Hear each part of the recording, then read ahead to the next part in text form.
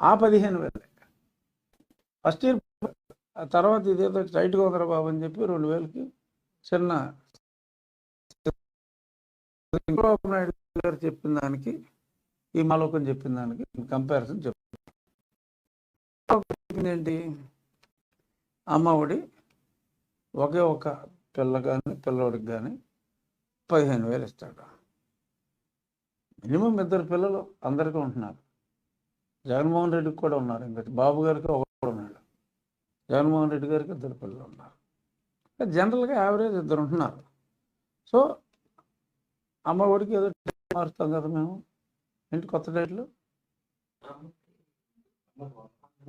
అమ్మకి వందనం, తల్లికి వందనం, అమ్మకి వందనం, అమ్మకి అది మా ప్రభుత్వం. తల్లికి వందనం ద్వారా 2 పిల్లలు ఉంటే 30,000, 4 ఉన్నా కూడా ఇచ్చేస్తారు 60,000. సో మనుషున్న జగన్ ఇచ్చేది 15,000. చంద్రబాబు నాయుడు గారు ఇచ్చేది 4 పిల్లల కంటే 60,000. ఇద్దరిని ఎవడైనా కంటాడు కాబట్టి 30,000. అంటే జగన్ కన్నా చంద్రబాబు గారు ఇచ్చేది రెట్టింపు అమ్మఒడి. ఇక ఈ వృద్ధాప్య పెన్షన్ మనుషున్న జగన్ ఇచ్చేది 28లో 29లో. చంద్రబాబు నాయుడు గారు ఈ ఏప్రిల్ నుంచే, రేపు జూన్లో ఆయన ప్రమాణ స్వీకారం చేసిన వెంటనే ఏప్రిల్, మే, ఆ జూన్ది కూడా కలిపి జూన్ నెలలో ఇవ్వబోయేదానికి, జూలైలో ఇస్తారు. జూన్ 5 తర్వాత కదా ప్రమాణ స్వీకారం. సో ఏప్రిల్, మే, జూన్ ఈ 3 కలిపి జూలైలో ఇవ్వాల్సిన 4,000తో ఈ 3 కలిపి 7,000 జూలై మాసంలో ప్రతి వృద్ధులకి వస్తుంది. అదే జూలైలో మనుషున్న జగన్ ఇచ్చేది 3,000. సో చంద్రబాబు నాయుడు గారు ఇచ్చేది 7,000. అది తేడా.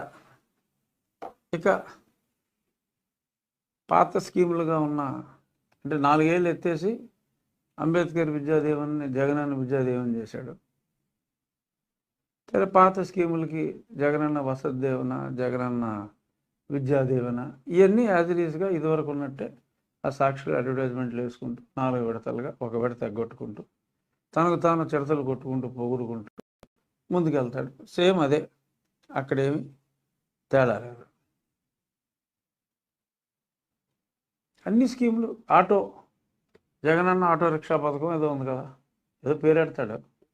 సో జగనన్న ఆటోకి ఇచ్చేది 5 సంవత్సరాల పాటు 5 పదులు 50,000 ఇచ్చారట.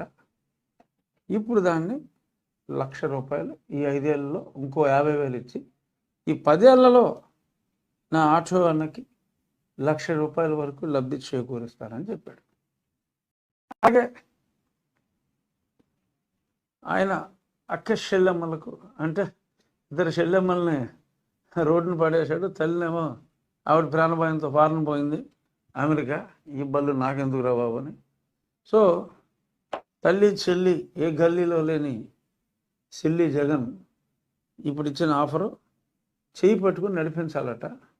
సో గతంలో ఏదైతే చేయూతగా ₹75,000 ఇచ్చారో ఈ ఏళ్ళలో అది ₹1,50,000 అవుతుందట. ఎలా?